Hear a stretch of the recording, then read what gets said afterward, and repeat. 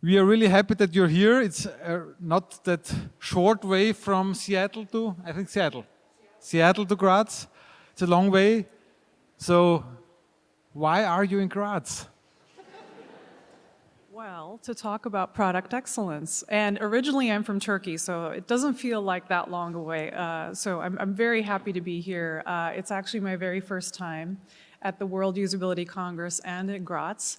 And I'm also very excited to be talking about product excellence with you all. It sounds like there are quite a few fans of product excellence here, which is great. It's certainly a topic that's near and dear to my heart.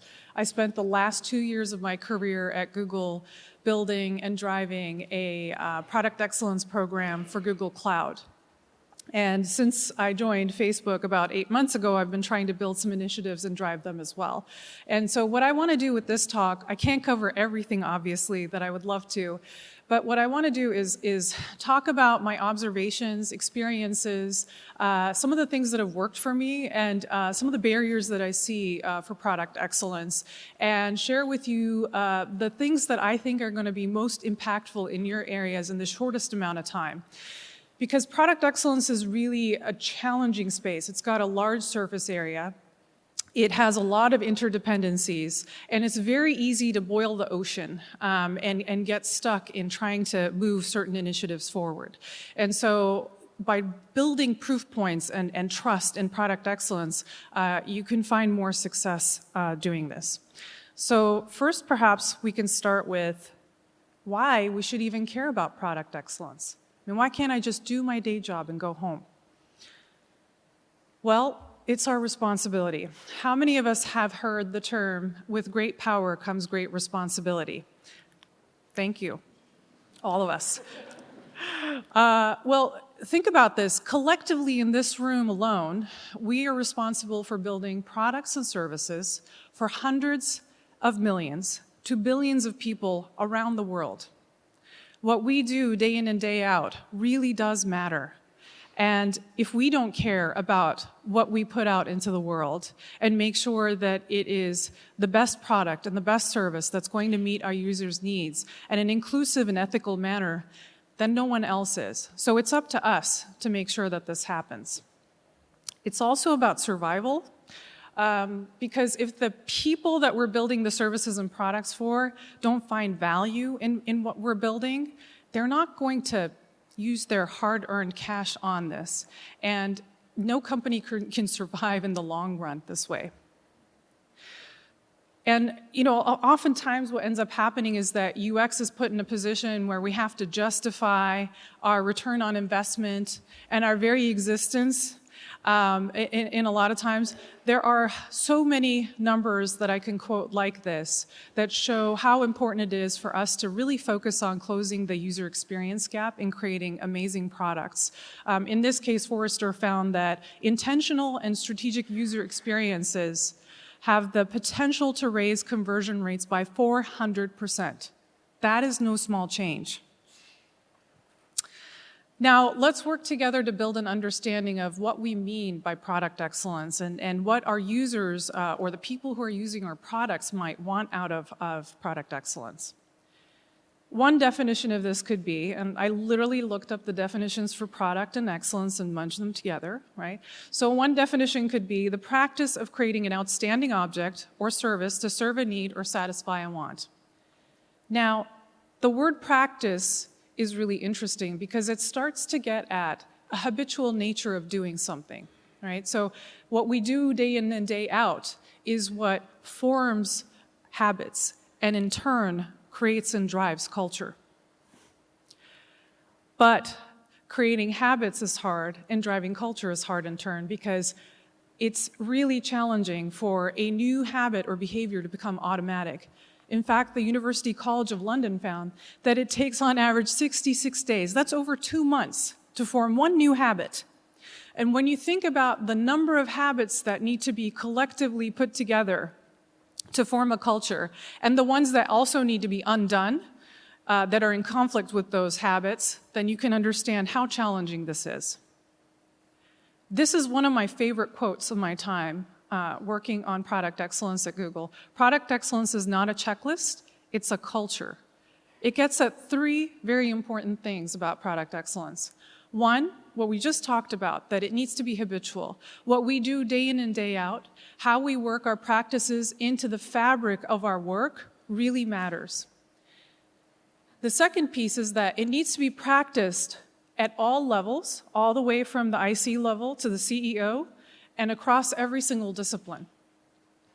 And the third piece that I think goes for every culture around the world, we all have to collectively believe in it as a mission. The other piece that's interesting about this particular definition is outstanding. What makes a particular product or service outstanding? I think it's important to consider this from the user's standpoint. They're the ones that are going to be using the products in the end. So how might they describe it? I thought it'd be interesting to sort of juxtapose Maslow's hierarchy of needs with users' product needs. And there's a pretty neat direct mapping here. If you look at the bottom of the pyramid, we have deficiency needs. These are basic needs, like safety, security, shelter. I need food, warmth. I need to just be able to operate and live. And then the next level, once we've reached that, is psychological needs. I need to feel connected. I need to be able to relate. I need to feel like I'm appreciated and accomplished. And then at the top of the pyramid is nirvana. I've reached my full potential at this point. I want to walk you through an example, just taking a smartphone, of how users' product needs might map out to this. So smartphones can do a lot more than just make a phone call, we know that. But at its base functionality, I want it to just work and make a phone call. When it does that, I want it to do it in a consistent manner. Is it reliable? Can I count on it? So if I set an alarm for 7 a.m. every morning of the week, is it going to wake me up? Or am I going to have to check on it consistently? Then what I want to be able to do is make sure that I can actually relate to this app. Like, is it clear and simple to use? I love Airbnb's filters. You can very quickly, in a targeted and focused manner, pick your start and end date for your travel, and it's done. There's no confusion whatsoever. Next, make me feel like I understand this thing at a level that I've built proficiency. Maybe I can even teach it to others. Duolingo is a pro at this. It shows you where you are in your learning and how much further you have to go. And finally, there's delight. And I think there's so many definitions of delight for every kind of user. I'm a working mom, and so for me, convenience is delight. If I don't have to enter a credit card in my resource-constrained device, then you've made me happy. I can just scan my card and move on. The challenge is when we over-index on optimizing for one or two of these things, we can't really achieve product excellence, because really, it's important to fill in the gaps and make sure that every single one of these tiers, a little bit of each ingredient is included in order to create a complete and excellent product. All right, so let's talk a little bit about what stops us from getting there. There are quite a few barriers. I don't want to scare you. Product excellence, as I mentioned, is challenging. But there are 5 showstoppers that I want to share with you that really hinder any kind of progress. And you may not have a ton of control over every single one of these, but even knowing about them will help you build an awareness and maybe figure out a way around it, or find allies and sponsors that can help you move this thing forward. So the first one is making your success metrics your end goal. This is probably one of my biggest pet peeves, because your metrics are not your strategy. If there's anything I've learned from Goodhart's law, it's that once a measure becomes a target, it ceases to be a good measure. Right? And there's real danger in data surrogacy. It may feel comfortable to surrogate a metric where a strategy is not clear or completely absent. But I want to give you some examples of how this can go horribly wrong. Starting with finance. In a horribly misguided attempt at reaching their 8 is great cross-selling mantra, Wells Fargo signed up 3.5 million of their customers for deposit and credit card accounts that they didn't even need without their consent.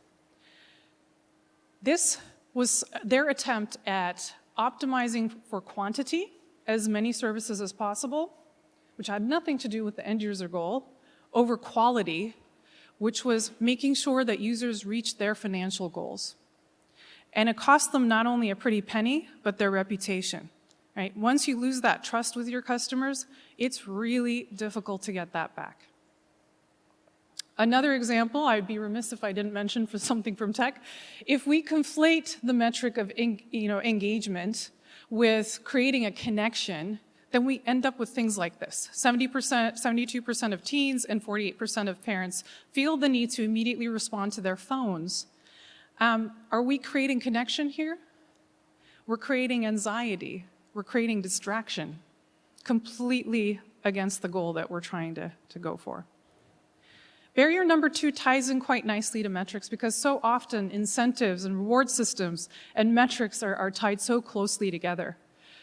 So performance incentives that reward outputs versus outcomes. Who here has read Ruined by Design by Mike Monteiro so far? Okay, a couple of hands went up, nice. If you haven't, I highly recommend it. This quote really stood out to me. People don't see the things they're rewarded for as problems to fix, which is true.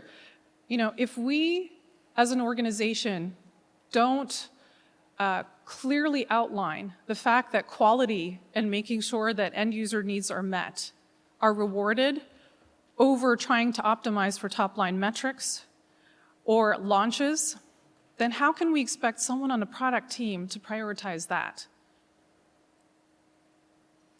It can push us into sort of these shady, dark patterns where we're shaming users into subscribing for something they may or may not need, or sneakily hiding away a way to free audit a course and making the 7-day free trial more prominent, which honestly, 7-day free trial, that's not even a free trial, that's too short. And in the worst case scenarios, we can really hurt people. As is in this case, where between the years of 2014 and 15, 200,000 plus doctors in the US wrote opioid prescriptions and then got payments from the same pharmaceutical companies that make the opioids. There isn't just a cost that's monetary, there's a cost to lives when we really surrogate metrics for strategy. The third barrier is around ambiguous ownership across product and discipline boundaries. Who's heard about shipping your organizational chart? Yeah. So when we are organized in a structured way into silos, and we're given priorities across those silos, you know, VP1 has priority X, VP2 has priority Y, and so on and so forth. What ends up happening is they're going to orient their teams and their resources, their time, all of those resources that is available to them to essentially work on those silos. And the user's journey that invariably crosses those verticals is the thing that's going to suffer. Because who's going to be looking between the silos? Who's going to be minding those gaps? They're left untended. And barrier 4 is a lack of sponsorship from executive leadership. When our execs come up with a vision, but they fail to provide tools to cement that vision, then it's really difficult to move anything forward. It can't really just be cheerleading from the sidelines. We need active and direct participation from our executives in the form of communications, time, resourcing, unblocking us in certain initiatives, prioritizing these important product excellence programs, and also holding us accountable for moving them forward. The last, fifth one, I think, is probably the most important one. Misalignment on what PE is and how to drive it for your organization. If we're not speaking the same language about what product excellence is and what our quality bar is, then it's going to be incredibly difficult to move anything forward. I'll give you a really, really simplistic example, and maybe stereotypical too, but if engineering is focused on driving towards functionality and reliability, and UX really wants to push to a fit and finish level and make sure that the user's needs are completely met, then we're not going to be seeing eye to eye and getting to a point of product excellence. So we've talked a lot about how difficult it is and the barriers. Now let's talk a little bit about how we can bring product excellence at scale to our organizations. I want to talk about a framework with 4 quadrants. Each of these quadrants, I have to say, deserves its own talk, and so I won't be able to go in depth with either of them, but I want to pick 3 things from each of these that I think are going to be helpful to you, and also things that you'll probably be able to implement without a lot of dependency and challenges. And see some quick results from them too, which is another important part about making sure that product excellence takes hold, right? You need to build those proof points. And if you're just starting out, I just want to call out that it'll be really important to look at what initiatives have been tried out in your organization. You know, what's worked, what hasn't worked, what's some lingo to avoid, what are some landmines. Talk to the veterans that have been trying to push some of these initiatives forward and really get a good understanding of what you need to do next. So first, we need to know our users. And in this realm, I want to talk about 3 things. One is conducting field visits, the second is democratizing research, and the third is focusing on journeys to bridge the gap between those silos that I talked about earlier. But before we get into that, speaking of people, in order to create inclusive products, we first need to make sure we have diverse teams. And this basically brings us a diverse set of viewpoints, different backgrounds, a set of different abilities that really inform the way that we build products. No matter how diverse you think your team is, though, it's never going to be enough to represent the entire world, which is why it's so important for us to rely on good research to inform our product roadmaps and how we build these things. Jared Spool and team found that just 2 hours every 6 weeks to conduct field visits to a user's home or customer site to see how they're actually using our products and services really made a huge difference in the user experience and design. There's absolutely no substitute to seeing someone firsthand using your product and, you know, in their own habitat, no less, because they tend to have these really interesting artifacts like notes that they took about some crazy shortcut to a menu that you hadn't even thought about, or a product that they're using to supplement what you've designed in order to fill in some gaps. And being able to take that back and iterate on your work is invaluable. The second piece is around democratizing research. Has anyone heard about Project Poker Face from Google? Okay. So it was an effort to essentially teach disciplines outside of UX how to run research, lightweight research, nothing too crazy. And mainly, its goal was to bring a collective focus on the users, right? That's generally what the whole goal of democratizing UX is about anyways. But in the case of research, it was about this. Hundreds of PMs and engineers were brought in across the offices around the globe for Google. And within 3 hours, Google taught, for the first hour, how to run these lightweight studies. The second hour, they ran the studies. It was 2 Googlers to 1 participant. And then in the end, they disseminated their findings and came up with actionable insights. But most important out of all of this was that these engineers and product managers and other disciplines got to see firsthand how these participants were struggling with the product or finding delight in it. There's no other way to do this. Getting these actionable insights, findings, and seeing the pain points and comments through a user study is one thing, and then seeing it firsthand is a whole nother thing. Brings you closer, and it really does build that empathy. Another great tool is user journey. I think that probably everyone in this room is familiar with what a user journey is, but just for the sake of the talk, I'll quickly go over it. It's a really great way to bridge the gaps and really have us thinking about end-to-end holistic experiences for our users. It's made up of a user role, so who's my user, what is my context, and a goal. What are they trying to accomplish? The ones to really focus on and stack rank are the critical ones, right? So identifying the ones that you absolutely have to make sure your product or service satisfies in order for it to be successful. And I'll be referring to these as CUJs quite a bit, so just so you know. Another thing that critical user journeys do really well is they help us organize and prioritize our work. I love this potholes example from Google. So like, let's say you're in a town and each of the roads has some kind of pothole. Where do you even begin? How do you know what to prioritize first? Do I go for the biggest one? Do I go for the deepest one? Do I pick the one that's on my way to work? I mean, I don't know. Ultimately, user journeys are really handy because you can look at where a user journey starts and ends and then pick the issues to fix based on that. And essentially what you're doing is you're creating seamless experiences. On to operations. Operational excellence is the foundation of product excellence. Without this, there is no moving forward. I want to talk about three things. One is to improve on process. Process comes across as a dirty word in a lot of companies. I think it's because people have been exposed to bad process. It can really help you if it's done right. The second piece I want to talk about is showing versus telling. And the third is aligning on what product excellence means across the organization.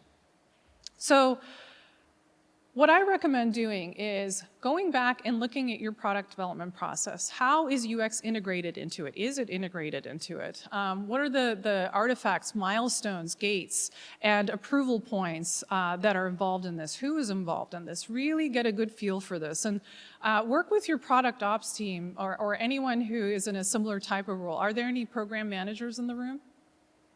Yes, heroes. Okay, I found when I started working on product excellence efforts for cloud at Google that UX was summarily missing. Like we weren't even on the process diagram, which is pretty sad.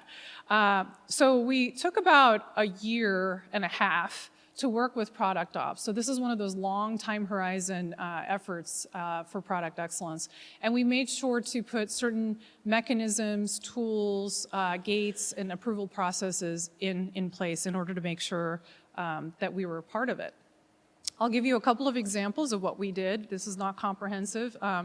But for critical user journeys, we made sure that they were incorporated into all documentation for user-facing launch entries.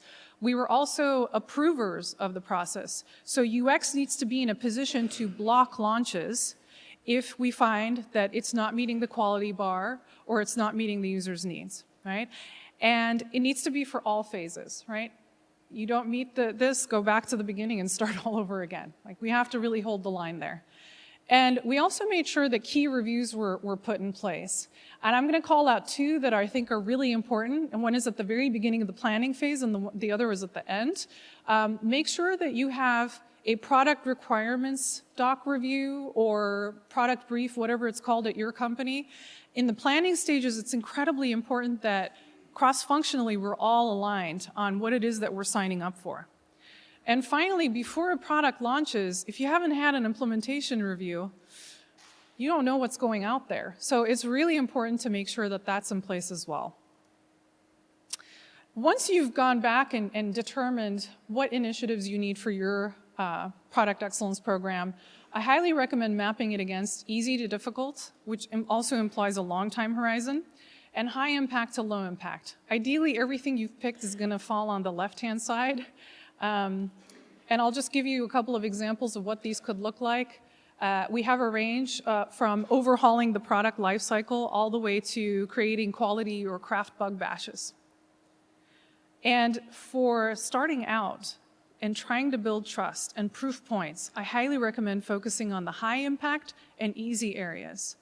I'm not saying don't have a plan for these other things, definitely do and start working on them, but initially focus on these because these are the ones that are going to build that trust. Find the friendlies in your organization that you can work on with some of these things, right? These are the people and teams who are really interested in pushing product excellence forward. They're going to be your allies.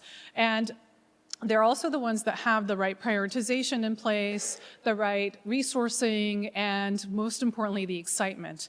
Because you really have to do this through influencing without authority. More often than not, you're not going to have a lot of influence over a lot of teams.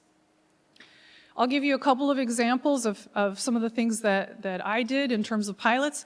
Not all of these are earth-shattering or really, really big things, but they make a big difference. So the first example, for instance, is we provided quality assurance with a UX heuristics checklist. And this basically allowed them to put another set of eyeballs on the work that was going to be going out. The second was partnering with teams on product excellence pilots and a few critical user journeys to be fixed. And each of them did this differently. Right? Some of them took their critical user journeys and they did research on it and figured out a plan for how to move forward in the next couple of quarters. And then some of them actually had like a list of things that they wanted to fix for that critical user journey, and they went at it for that quarter. And the final example was we really leveraged and built on bug bashes and fix-its. So fix-its or fix-a-thons, they're called different things at Facebook and Google, are essentially like twice yearly, 2-week time blocks where all product development stops and we focus on improving the baseline of the product. So we focused on those to bring a quality and craft focus to it. And this is something that I highly recommend. Like, figure out where engineering is putting their resourcing in, where they already invested in, and can you bring a little bit more of a UX view to this and improve the experiences through that.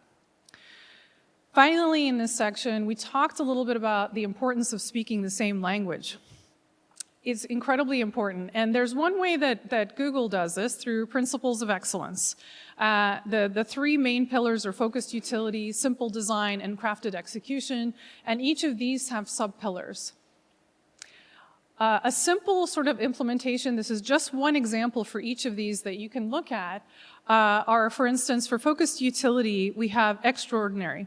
The product is significantly differentiated from the competition. Simple design is, intuitive. Users immediately understand what your product does. They're not very specific, as you can see, and they need to be tailored to the product and to the team that's working on this. And the main goal is to create conversation. So let's take the example of focused utility and essential, for instance. I'm trying to introduce a new feature to the product. Well, the question then becomes, is it essential? Is it a necessary feature that's going to enhance the user's experience, or is it going to take away from it? For crafted execution and robust, we have accessible, reliable, and responsive. Well, we can definitely put some markers for this and determine what is going to be success in these areas and figure out whether or not we're meeting the bar there. Measurement, I think, is challenging in any case, but then measuring product excellence is a whole nother challenge in and of itself. I want to offer up three things. I'm not, a data scientist by any means, and I don't have a quantitative research background, but I've learned from these smart folks. And the three things that they always talk about is balancing metrics, rewarding the right things, and asking the right questions. So Thomas Johnson, a famous management guru, said, what you measure is what you get. He also said, what you don't measure is lost. So it's really important that whatever we're focusing on, we don't just get lost in one or two things, but we look at what we're measuring comprehensively. This is why I love the Google Heart Framework so much. It provides us that holistic way of looking at not only metrics, but putting the user goals and product goals at the forefront and providing a framework for how we can work with these. So the way that the matrix is organized is across 5 dimensions. You have your goal signals and metrics mapped out. We have happiness, like what's the user sentiment around this? Engagement, is the user coming back to it regularly? Adoption, have they downloaded an app? Are they using this? Retention, over time, are they still using the particular product? And task success are simple things like, how frictionless is it and how easy can this task be completed? It's pretty simple mapping your product to a framework like this. You identify your goals, you find the relevant dimensions, map to those goals, you identify the signals that are the indicators of success, identify the metrics, and these are success or failure. I think we focus a lot on success metrics. There should be failure metrics as well. And then we stack rank them towards the highest impact and feasibility. And finally, we track over time. I think it's really important to have a dashboard, some kind of reporting to really bring visibility to how we're doing. I mapped the Concur payment expensing app to this particular matrix because, again, I like convenience and it works really well for me. It's an enterprise app, so engagement doesn't apply to this as far as dimensions go. And I'll just focus on one particular area.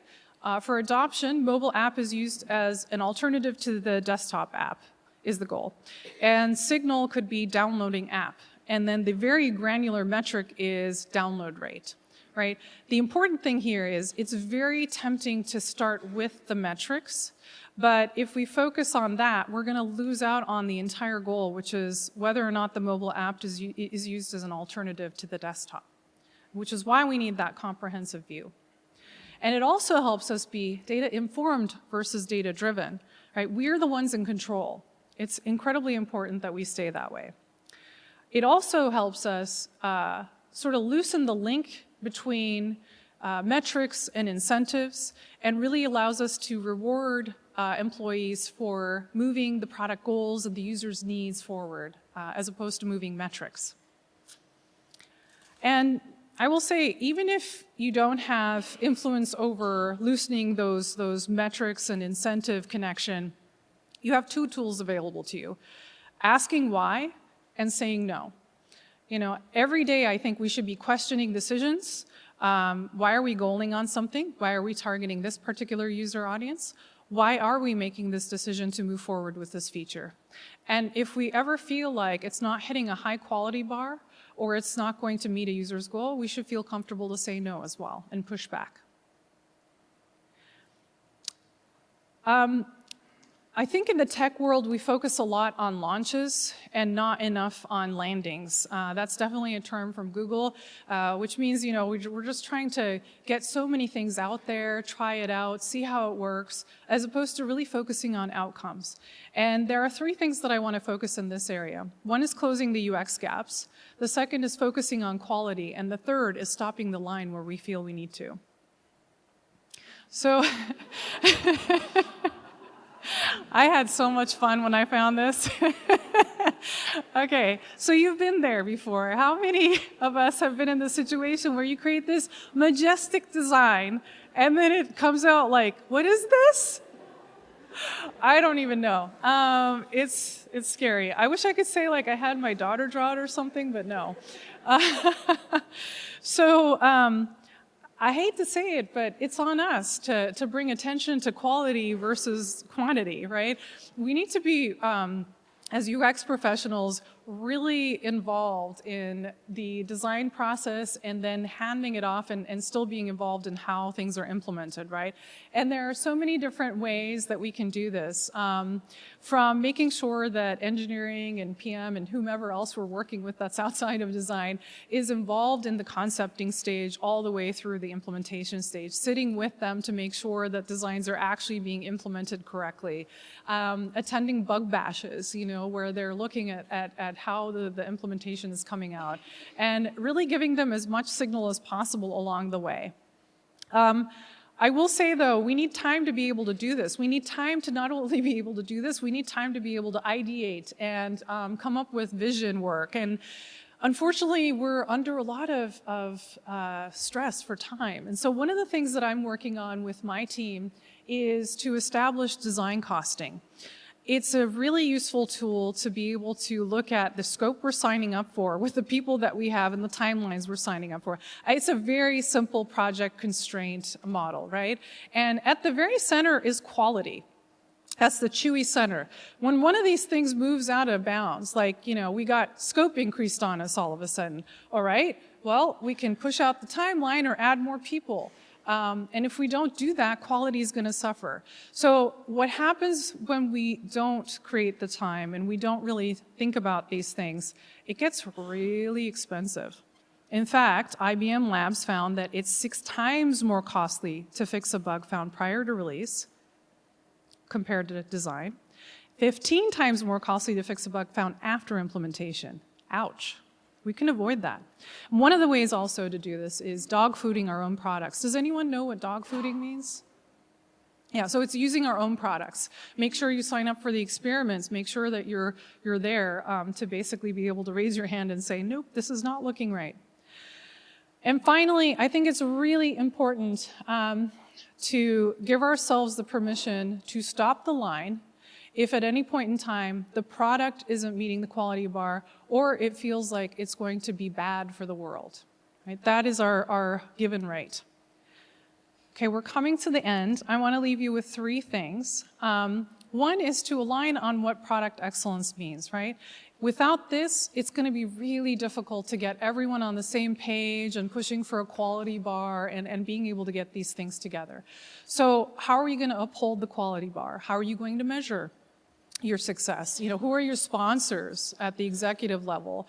And, you know, are they going to be able to hold you accountable? The next piece is knowing your users. You know, what is it that users want from your products and services, and how is it satisfied right now? How can you close the gaps? And the third piece is around teaching people to fish. Any time you want to scale anything, it's really important to come up with frameworks and tools and pilots and proof that teams can see themselves in so that they can emulate it and use it in their areas. Finally, product excellence is really challenging. I commend you for all of your work, even if you don't think you're doing product excellence work day in, day out, by advocating for the user and doing the amazing design work that you're doing and research and everything else related to UX, you actually are doing product excellence work. And I just want to remind you, with great power comes great responsibility. Thank you for listening.